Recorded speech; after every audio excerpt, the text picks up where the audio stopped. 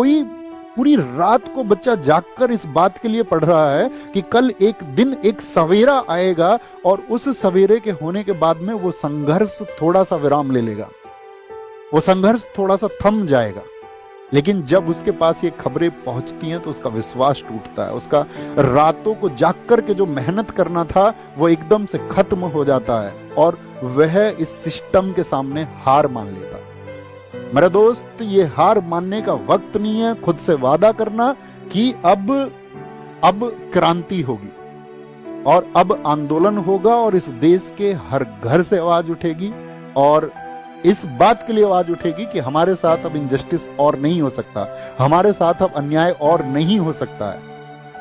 और बस मैं तुमसे इतनी बात कह सकता हूं कि तुम डरना मत, झुकना मत। और क्योंकि अगर हम डर गए ना दोस्त, और अगर हम झुक गए तो इस देश की जो टेढ़ी रीढ़ जिस किसी ने भी की है उसे हम कभी सीधी नहीं कर पाएंगे।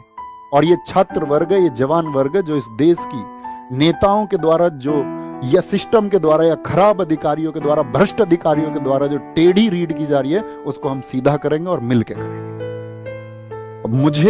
मैं व्यक्तिगत तौर पे कहूं कि मेरा जीवन तुम सबकी वजह से है।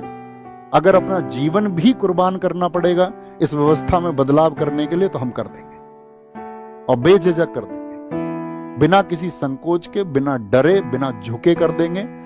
तो ये एक मूवमेंट होगा। हम आपको बता चुके हैं 31 को टीचर्स की मीटिंग होगी आपस में। सब टीचर्स आपस में डिसाइड करेंगे कि कैसे एक परफेक्ट वे पर चलना है ताकि आपकी चीजों में जो आवश्यक सुधार होने चाहिए वो कैसे किए जाएंगे।